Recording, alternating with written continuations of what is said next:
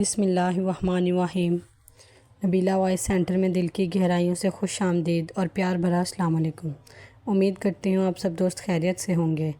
آج ہم آپ کو حضرت امام شافعی رحمۃ اللہ علیہ اور حضرت امام احمد بن حنبل رحمۃ اللہ علیہ کا ایک خوبصورت واقعہ بیان کریں گے۔ آپ سب دوستوں سے گزارش ہے کہ اس ویڈیو کو آخر تک ضرور دیکھیے گا، کیونکہ اس ویڈیو کے آخر میں جو سبق ہے وہ شاید آپ کی زندگی بدل دے۔ تو چلیے بڑھتے ہیں آج کی خوبصورت ویڈیو کی جانب۔ محترم عزیز دوستو، آپ سب دوستوں کو بتاتی چلوں کہ حضرت امام شافعی رحمۃ اللہ علیہ حضرت امام احمد بن حنبل رحمۃ اللہ علیہ کے استاد ہیں۔ ایک مرتبہ حضرت امام شافعی رحمۃ اللہ علیہ نے حضرت امام احمد بن حنبل رحمۃ اللہ علیہ کو خط لکھا کہ بہت عرصہ ہوا آپ تشریف نہیں لائے، آپ سے ملاقات کو جی چاہتا ہے۔ حضرت امام شافعی رحمۃ اللہ علیہ امام احمد بن حنبل رحمۃ اللہ علیہ ان کے شاگرد ہیں۔ حضرت امام شافعی رحمۃ اللہ علیہ کا قیام مصر میں تھا، اس لیے وہاں شواف زیادہ ہیں۔ جواب میں حضرت امام احمد بن حنبل رحمۃ اللہ علیہ نے فوراً اپنا پروگرام لکھ کر بھیج دیا کہ فلاں دن فلاں تاریخ کو آپ کی خدمت میں مصر میں حاضر ہو رہا ہوں۔ حضرت امام شافعی رحمۃ اللہ علیہ نے اپنے گھر والوں کو، اپنے ملنے جلنے والوں کو اور دوست احباب اور دوسرے علماء کو ان کے آنے کی اطلاع دی۔ پھر ان کی دعوت اور ان کے استقبال کا خصوصی اہتمام کیا اور لوگوں کو بتایا کہ اگرچہ وہ میرے شاگرد ہیں مگر ایک بڑے امام ہیں، اللہ تعالیٰ نے ان کو بڑا مرتبہ عطا فرمایا ہے۔ چنانچہ جس دن ان کو پہنچنا تھا، اس دن امام شافعی رحمۃ اللہ علیہ اپنے دوستوں اور دوسرے علماء کو لے کر ان کے استقبال کے لیے شہر سے باہر تشریف لے گئے۔ اس وقت مصر کے جو بادشاہ تھے وہ بھی حضرت امام شافعی رحمۃ اللہ علیہ کے تابع تھے، وہ بھی امام صاحب کے ساتھ استقبال کے لیے چلے آئے۔ بادشاہ کے ساتھ ان کے ارکان دولت بھی، وزراء بھی اور امراء بھی آ گئے۔ وقت مقررہ پر حضرت امام احمد بن حنبل رحمۃ اللہ علیہ پہنچ گئے۔ حضرت امام شافعی رحمۃ اللہ علیہ نے ان کا بڑا شاندار استقبال کیا اور پھر عزت اور احترام کے ساتھ ان کو لے کر گھر پہنچ گئے۔ گھر پہنچ کر یہ بہترین کھانے کا انتظام کیا۔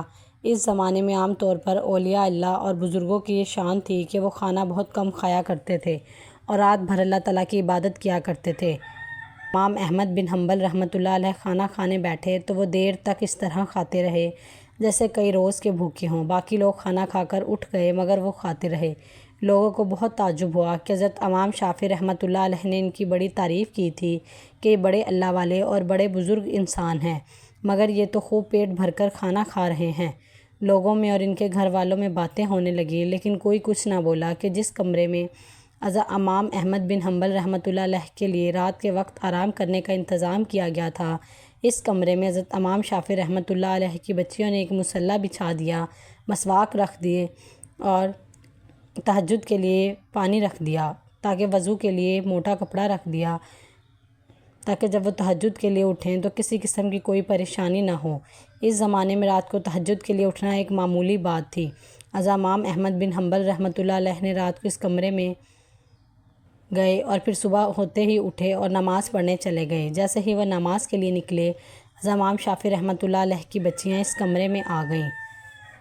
انہوں نے وہاں دیکھا کہ پانی کا لوٹا ویسے کا ویسا پانی سے بھرا ہوا ہے، نہ مسواک استعمال ہوئی، نہ تولیہ استعمال ہوا اور نہ وضو کے لیے پانی استعمال ہوا، سب کچھ ویسا ہی تھا جیسا رکھا ہوا ہے۔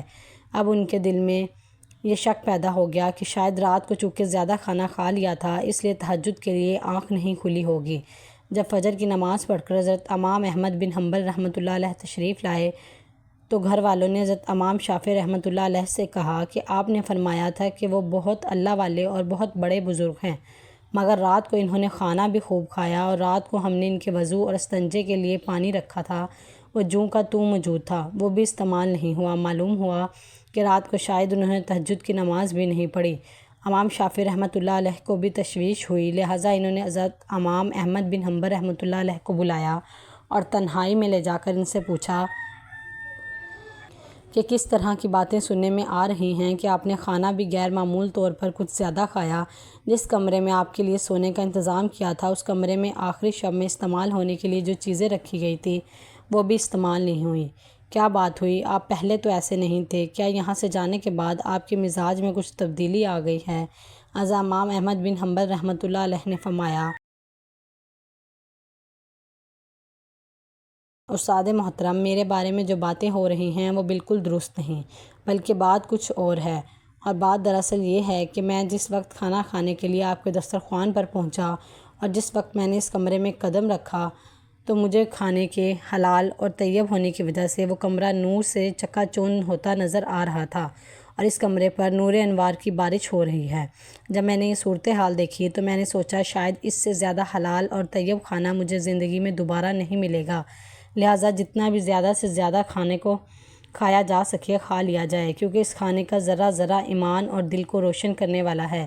اس لیے مجھ سے جتنا زیادہ سے زیادہ کھانا کھایا جا سکا میں نے کھا لیا، اور میں نے یہ نہیں دیکھا کہ کون کتنا کھا رہا تھا اور کون میرے بارے میں کیا سوچ رہا ہے۔ یہاں تک کہ مجھ میں کھانے کی جتنی ہمت تھی میں کھاتا گیا، اور پھر حلال کھانے سے بدہضمی بھی نہیں ہوتی اور وہ اندر جا کر سکون دیتا ہے۔ الحمدللہ میں نے اس کا اندر اثر اپنے محسوس کیا، نہ تو مجھے بدہضمی ہوئی اور نہ مجھے کوئی تکلیف ہوئی۔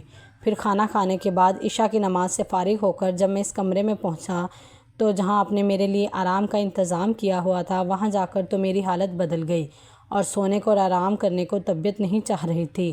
اگرچہ میں لمبا سفر کر کے آیا تھا، مگر اس کھانے میں اتنی غذائیت اور توانائی تھی کہ میری تھکان بھی ختم ہو گئی اور میری سستی بھی جاتی رہی، اور جب میں سونے کے لیے لیٹا تو مجھے نیند نہیں آ رہی تھی، لہٰذا میں لیٹا رہا اور لیٹے لیٹے قرآن اور حدیث پر غور کرتا رہا اور پوری رات غور و فکر کرتے ہوئے گزار دی۔ اے استاد محترم، اس رات میں نے قرآن اور حدیث سے 100 مسائل نقل کر لیے، اور وہ مسائل ایسے تھے کہ میرے ذہن میں آج تک نہیں آئے تھے اور نہ ہی ان کی طرف کبھی میرا خیال گیا تھا، لیکن جب آج کی رات میں نے غور و فکر کیا تو مجھے ایسا معلوم ہوا کہ قرآن اور حدیث کے علوم اور اثرات میرے سامنے کھلے ہوئے ہیں۔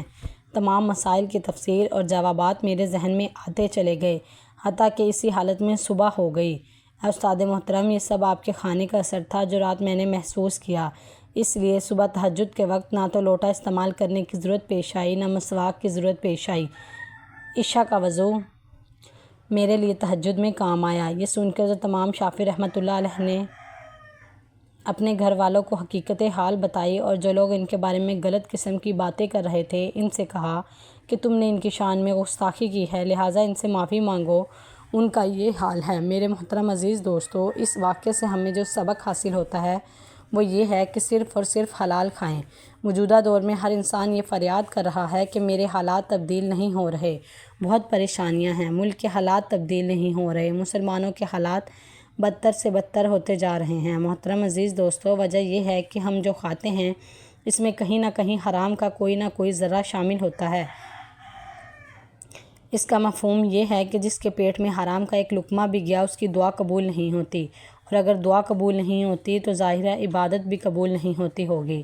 اگر عبادت ہی قبول نہیں ہو رہی تو ہمارے حالات کیسے درست ہوں گے، ہمارے مسائل کیسے درست ہوں گے، اور ہمیں سکون کیسے حاصل ہوگا؟